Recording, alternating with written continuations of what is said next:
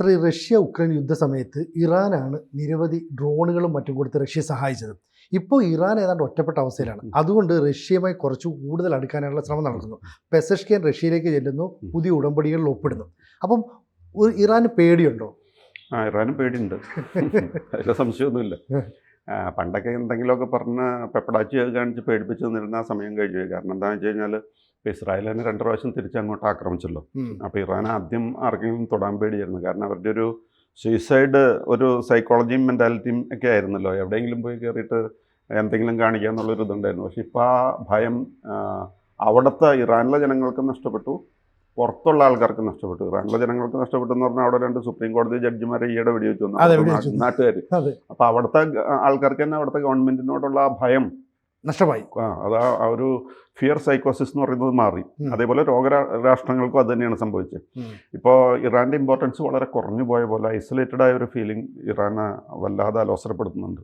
അപ്പോൾ അതിൻ്റെ ഒരു കാര്യം എന്താണെന്ന് വെച്ച് കഴിഞ്ഞാൽ ഇപ്പോൾ ഈ ഹമാസിൻ്റെ പേരിലുള്ള ട്രീറ്റിയുടെ കാര്യം തന്നെ എടുത്താൽ മതി. പല രാജ്യങ്ങളും അതിൽ ഇൻവോൾവ് ആണ്. അമേരിക്കയുണ്ട്, പിന്നെ ഓഫ് കോഴ്സ് ഗാസയുണ്ട്, പിന്നെ അതിൻ്റെ കൂട്ടത്തിൽ ഇസ്രായേലുണ്ട്, ഖത്തറുണ്ട്, ഈജിപ്തുണ്ട്. ഈ രാജ്യങ്ങളൊക്കെ ഇതിൽ ഇടപെടുന്നുണ്ട്. പക്ഷേ അതിൽ എങ്ങും നോവെയർ ഇൻ ദി പിക്ചർ ആയിട്ട് നിൽക്കുന്ന ഒരു രാജ്യമാണ് ഇറാൻ. ഇറാന് യാതൊരു പ്രസക്തിയില്ല, അവിടെയൊന്നും കാണപ്പെടാനില്ല. ഇത് മുഴുവൻ ഉണ്ടാക്കി വെച്ചത് അവർ റിംഗ് ഓഫ് ഫയർ എന്ന് പറയാറുണ്ട്, പിന്നെ ആക്സിസ് ഓഫ് റെസിസ്റ്റൻസ് എന്ന് പറയാറുണ്ട്, ഇസ്രായേൽ അതിനെ ആക്സിസ് ഓഫ് ഈവിൾ എന്ന് പറയാറുണ്ട്.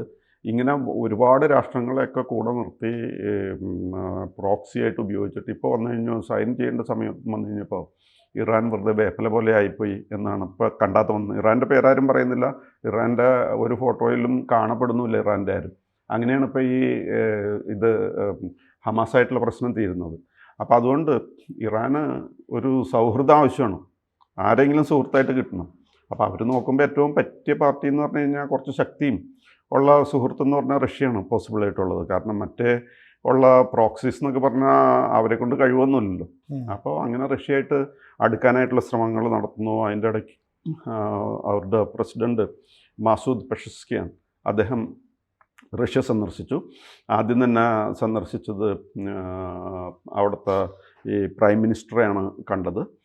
പിന്നെ പ്രൈം മിനിസ്റ്ററെ കണ്ടതിന് ശേഷം അവിടെ ഒരു റീത്ത് കൊണ്ടുപോയിട്ട് അജ്ഞാത സോൾജേഴ്സിൻ്റെ ഒരു സ്ഥലമൊക്കെ ഉണ്ട്, അവിടെ ഒരു ദീപമൊക്കെ കത്തിച്ച് വെച്ചിരിക്കുന്നത്, അവിടെ കൊണ്ടുപോയിട്ട് റീത്ത് വെച്ചു.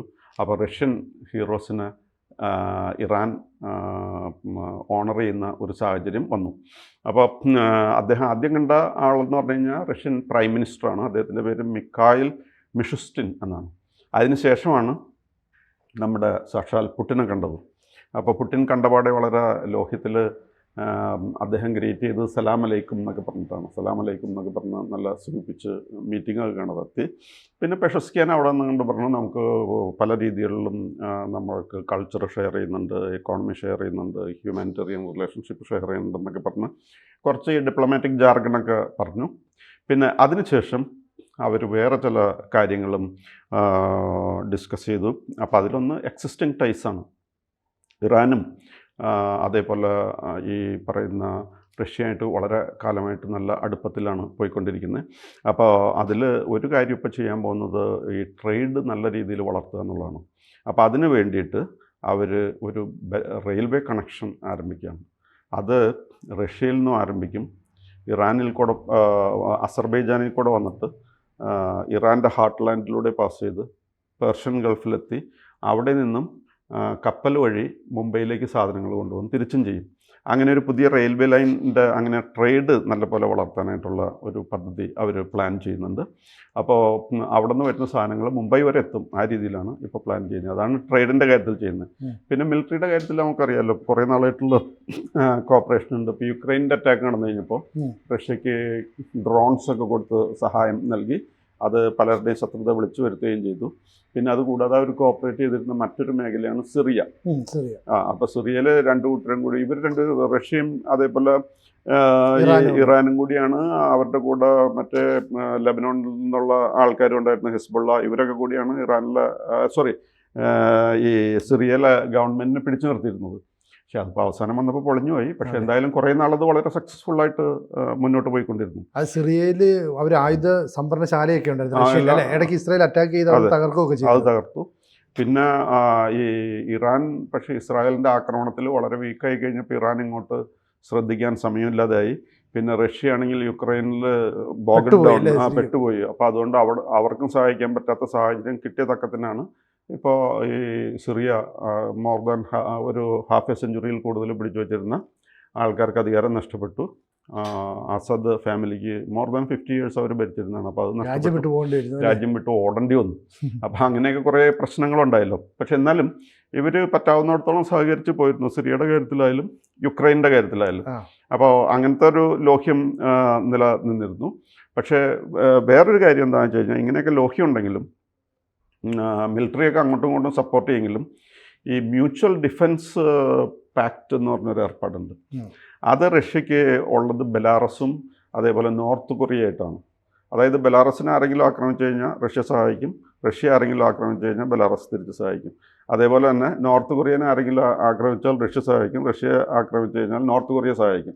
അതിൻ്റെ ഭാഗമായിട്ടാണ് ഇപ്പോൾ നോർത്ത് കൊറിയന്ന് 10,000-ലധികം അങ്ങോട്ട് വന്നത് അല്ലേ. പക്ഷേ അവർ പോയിട്ടാണെങ്കിൽ ചിലരൊക്കെ റഷ്യൻ സൈന്യത്തിനിട്ടാ വെടിവെക്കും. ഇപ്പൊ അത് 30 റഷ്യക്കാരെ വെടിവെച്ച് വന്നപ്പോൾ കിം ജോങ് ഉന്നിന്റെ അടുത്ത് പറയുന്നത് എത്രയും പെട്ടെന്ന് ഈ അയച്ച സൈനികരെ തിരിച്ചു വിളിക്കും, ഈ പൊന്നുമക്കളെ അങ്ങോട്ട് തിരിച്ചു പറ്റില്ല. പക്ഷെ അവരുടെ ലക്ഷ്യം എന്താ പറയുക, ഇപ്പൊ ഈ കിം ജോങ് ഉന്നിന്റെ ഭരണകൂടം ഈ സോൾജേഴ്സിന് വേണ്ട യാതൊരു സൗകര്യം കൊടുക്കുന്നില്ല, ശമ്പളം കൊടുക്കുന്നില്ല, റേഷൻ കൊടുക്കുന്നില്ല. അപ്പോൾ അവർക്ക് ആ രാജ്യത്ത് പോകുന്നതിനെക്കാട്ടി നല്ലത് ഇനി ഞങ്ങൾ ഉക്രൈൻ്റെ കൂടെ നിൽക്കാം, നമുക്ക് പോയി മോസ്കോ പിടിക്കാം എന്നുള്ളൊരു നിലപാട്. അപ്പൊ ആ രാജ്യത്ത് അസംതൃപ്തരായ 10,000-ഓളം പട്ടാളക്കാർ, ഒപ്പം ഇനിയും വരാനിരിക്കുന്ന ആളുകൾ, ഇവരെല്ലാം കൂടെ ഉക്രൈൻ്റെ കൂടെ ചേർന്നാൽ റഷ്യയിൽ വീണ്ടും സ്ഥിതി ആകെ മോശമാകും. എക്സ്പ്ലോസീവ് അതുകൊണ്ടാണ് എങ്ങനെയെങ്കിലും ഒന്ന് കൊണ്ടുവന്നാ പറയുന്നത്. കാര്യം നല്ലപോലെ വെടിവെക്കുന്നുണ്ട്, പക്ഷെ തിരിഞ്ഞു നിന്നിട്ടാണ് ഉക്രൈൻ വെക്കേണ്ടത് വരെ റഷ്യക്കാർക്ക്. അവരാണ് ഈ വെടിക്കോപ്പും ഈ പണമൊക്കെ കൊടുക്കുന്നത്. അപ്പൊ അങ്ങനെ റഷ്യയിലിപ്പോൾ കൊറിയ പോയിട്ട് നല്ലൊരു കോമഡി ആയിട്ട് മാറിയിരിക്കണം.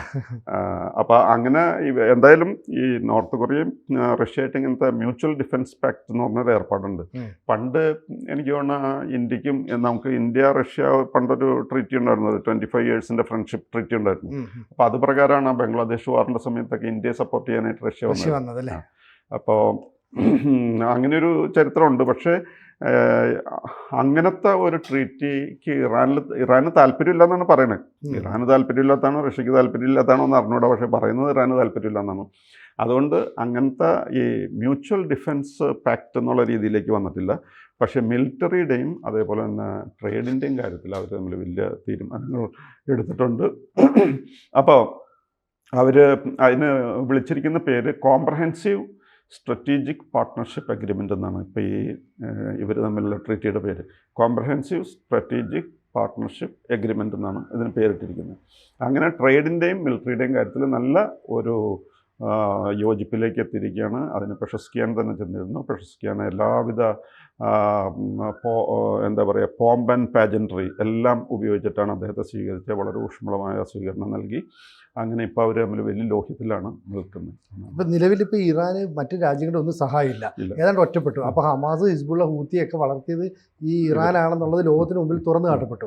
അങ്ങനെയുള്ള ഒരു സാഹചര്യത്തിൽ ഏതെങ്കിലും ഒരു രാജ്യത്തിൻ്റെ പിന്തുണ കിട്ടിയേ പറ്റുള്ളൂ. അപ്പോൾ നിലവിൽ ഈ പുട്ടിൻ ഏതാണ്ട് ഒറ്റപ്പെട്ട് നിൽക്കുന്നു. അപ്പോൾ പുട്ടിനുമായിട്ട് ഒരു സഹകരണം ഉണ്ടാക്കുക എന്നുള്ളത് ഈ പെസഷ്കിയാൻ്റെ ആവശ്യം കൂടാണ്. പിന്നെ ഇറാൻ പേടിക്കുന്ന മറ്റൊരു കാര്യം, ഈ ട്രംപ് പറഞ്ഞത് ഞാൻ അധികാരത്തിൽ വന്നാൽ അവിടെ ജനാധിപത്യ ഭരണകൂടത്തെ കൊണ്ടുവരും എന്ന് പറയാൻ, ഈ അയത്തുള്ളമാരെ ഇനി ഇല്ലാതാക്കുന്നത്. അപ്പോൾ അങ്ങനെ ആക്കണമെങ്കിൽ സ്വാഭാവികമായിട്ടും അവിടെ ഒരു ആഭ്യന്തര കലാപം വരെ വരാം അല്ലേ. മുല്ലപ്പൂ വിപ്ലവം എന്നൊക്കെ നേരത്തെ പറഞ്ഞ പോലെ അവിടുത്തെ സാഹചര്യം പലതും വളരെ എക്സ്പ്ലോസീവ് സിറ്റുവേഷനാണ്. ഈ പണ്ടൊക്കെ എന്ന് പറഞ്ഞു കഴിഞ്ഞാൽ അവിടുത്തെ ഗവൺമെന്റിന്റെ പറയുന്നതിന് അപ്പുറം ഒന്നും ചെയ്യില്ലായിരുന്നു അല്ലേ. അപ്പോൾ ഈ ജഡ്ജിമാരെ വെടിവെച്ച് കൊന്നെന്ന് പറഞ്ഞു കഴിഞ്ഞാൽ അവർ 5,000 പേരെ ഡിസിഡൻസിനെ ഒരുമിച്ച് തൂക്കിക്കൊല്ലാൻ വിധിയൊക്കെ പ്രഖ്യാപിച്ചിരുന്ന ദുഷ്ടന്മാരാണ്.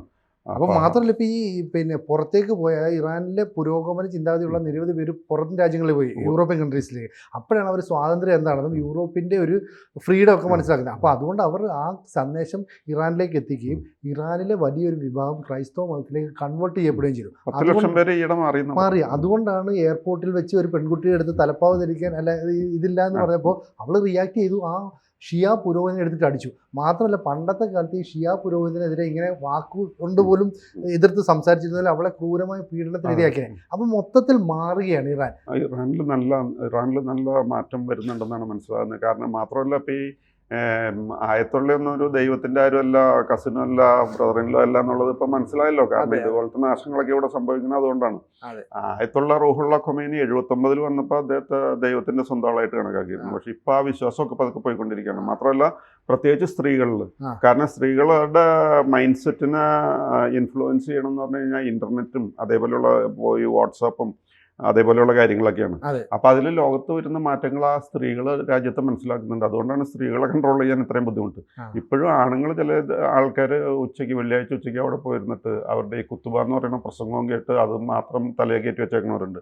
പക്ഷെ സ്ത്രീകളിൽ ഭയങ്കര മാറ്റം വരുന്നു. സ്ത്രീകളിൽ മാറ്റം വരുമ്പോൾ എങ്ങനെയായാലും അത് വ്യാപിക്കും. പിന്നെ ഇവർ ആയത്തുള്ള എന്ന് പറഞ്ഞു കഴിഞ്ഞാൽ ഒരു ദിവ്യത്വം ഇല്ല, അവരെ കൊണ്ട് ഒരു പണി നടക്കണില്ല എന്നുള്ളത് എല്ലാവർക്കും അറിയാം. പിന്നെ ആയത്തുള്ള ഇപ്പം നല്ല അത്യാവശ്യം ഭംഗിയായിട്ട് ഒളിച്ചിരിക്കുന്നതുകൊണ്ട് ഇസ്രായേലിൻ്റെ അറ്റാക്ക് വരുന്നില്ല. അല്ലെങ്കിൽ ഇസ്രായേൽ വേണമെന്ന് വെച്ച് കഴിഞ്ഞാൽ അങ്ങനെ ഹാനിയനെ തട്ടാങ്കി ഇങ്ങനെയും തട്ടാൻ വലിയ ബുദ്ധിമുട്ടൊന്നുള്ള കാര്യമില്ല. നെതന്യാഹു തുറന്നു കാട്ടിയൊരു കാര്യമുണ്ട്. നിങ്ങളുടെ നാട്ടിലുണ്ടായ ഈ എണ്ണ വിറ്റിട്ടുന്ന പണം മുഴുവൻ ഇൻഫ്രാസ്ട്രക്ചറിന് ഉപയോഗിക്കാതെ, അതായത് റോഡ്, വിദ്യാഭ്യാസം, ആശുപത്രി, ഒരു കാര്യത്തിന് ഉപയോഗിക്കാതെ ഈ പണം മുഴുവൻ തീവ്രവാദം വളർത്താൻ വേണ്ടി മറ്റു രാജ്യങ്ങളിൽ ഇൻവെസ്റ്റ് ചെയ്തു. അപ്പോൾ ഈ ട്രംപ് ഇതേ കാര്യം തന്നെ ഇവരുടെ അടുത്ത് പറയുകയും നിങ്ങൾക്ക് സ്വാതന്ത്ര്യം നേടിത്തരാനായിട്ട് നെതന്യാഹു അല്ലെങ്കിൽ ഇസ്രായേൽ വരുന്നു, ഒപ്പം അമേരിക്ക പിന്തുണയ്ക്കുകയും ചെയ്ത് കഴിഞ്ഞാൽ അവിടെ ഈ സ്വാഭാവികമായിട്ട് ആയത്തുള്ളമാരെ അട്ടിമറിക്കാം അല്ലേ? 79 എന്താണോ ഈ ഷാ രാജവംശത്തിനടുത്ത് കാണിച്ച അതേ സംഭവം കൂടെ ഉണ്ടാകാം. അപ്പോൾ ഇനി ആയത്തുള്ളമാർ ഈ പിന്നെ ഘട്ടത്തിൻ്റെയൊക്കെ അടിയിൽ ഒളിച്ചിരിക്കുകയാണെങ്കിൽ എത്ര കാലം ഒളിച്ചിരിക്കാൻ പറ്റുമെന്നുള്ള കണ്ടറിയണം. മാത്രമല്ല പെഷസ്കിയാനും കുറച്ച് പുരോഗമന ചിന്താഗതിയുള്ള ഒരു വ്യക്തിയാണ്. അതുകൊണ്ട് തന്നെ അദ്ദേഹം വെൽ എഡ്യൂക്കേറ്റഡ് ആണ്, ഡോക്ടറുമാണ്. അതുകൊണ്ട് തന്നെ അദ്ദേഹം ഈ മാറുന്ന കാലത്തിനനുസരിച്ച് പെൺകുട്ടികൾ, സ്ത്രീകളടക്കമുള്ള ടെക്നോളജിയിൽ അധിഷ്ഠിതമായിട്ട് ലോകത്തെ കാണുന്നവരാണ്. അപ്പോൾ അങ്ങനെ നമ്മൾ മാറട്ടെ. കാരണം ഈ പെസഷ്കിയൻ പറയുന്നുണ്ട് നിങ്ങൾ ഫുൾ ടൈം പർദ്ദയും ധരിച്ചോണ്ടോ അല്ലെങ്കിൽ ഇങ്ങനെ തല മൂടിക്കെട്ടി അങ്ങനെയൊന്നും നടക്കണമെന്ന് ഞാൻ ആഗ്രഹിക്കുന്നില്ല. നമ്മൾ ഒരു പുതിയ ലോകത്തിനനുസരിച്ച് മാറണം. പക്ഷെ അപ്പോഴും സാർ പറഞ്ഞ പോലെ ഈ വെള്ളിയാഴ്ചകളിൽ പള്ളിയിൽ പോയി മതം ഇങ്ങനെ മസ്തിഷ്കത്തിലേക്ക് ഇഞ്ചക്ട് ചെയ്യുന്ന പുരുഷന്മാരാണ് അതിന് തടസ്സം നിൽക്കുന്നത്. ട്രംപ് അധികാരത്തിലേക്ക് വന്നാൽ വലിയ മാറ്റങ്ങൾ ഇറാനിൽ ഉണ്ടാകുമെന്നുള്ള ഏതാണ്ട് ഉറപ്പാണ്. കാരണം ഈ സ്ത്രീകൾ ഒരു പ്രക്ഷോഭമായിട്ട് രംഗത്തിറങ്ങിയാൽ ബംഗ്ലാദേശിൽ അട്ടിമറി നടത്തിയത് 500 പേര് പുറത്തിറങ്ങിയിട്ടാണ്. അപ്പോൾ അതിനെക്കാട്ടി വലിയ സഹായമായിട്ട് ഇസ്രായേലും അമേരിക്കയും നിന്നാൽ ഇറാൻ ആകെ കഷ്ടപ്പെട്ടു പോകും. കഷ്ടപ്പെടും. ഇപ്പോഴത്തെ സിസ്റ്റത്തിൽ ചിലപ്പം കഷ്ടപ്പാട് വരും ഈ രീതിയിൽ ഭരിച്ചു പോകാനായിട്ട് എന്നാണ് തോന്നുന്നത്. കണ്ടിട്ട് അഡ്ജസ്റ്റ് ചെയ്ത് ഒരു ട്രീറ്റിയൊക്കെ നടത്തി റഷ്യയുമായിട്ട് ഒന്ന് യോജിച്ചു പോകാനുള്ള അവസാന ശ്രമം അങ്ങനെയല്ലേ നമുക്ക് പറയാൻ പറ്റുള്ളൂ. പക്ഷെ എന്നാലും റഷ്യ ഇങ്ങനെ താങ്ങി നിർത്താൻ ശ്രമിച്ചതാണല്ലോ സിറിയയിൽ. അതെ, സിറിയ പോയല്ലോ എന്ന് പറഞ്ഞുകൊണ്ട് ഇറാനെ താങ്ങി നിർത്തിയാലും എന്തുമാത്രം ജനങ്ങൾക്ക് മാറ്റം വന്നു കഴിഞ്ഞാൽ പ്രശ്നമാണോ റഷ്യ വിചാരിച്ചത്. കൂടുതൽ വാർത്തകളും വിശേഷങ്ങളും നിങ്ങളിലേക്ക് എത്താൻ ABC മലയാളം സബ്സ്ക്രൈബ് ചെയ്യുക, ബെൽ ബട്ടണും അമർത്തുക.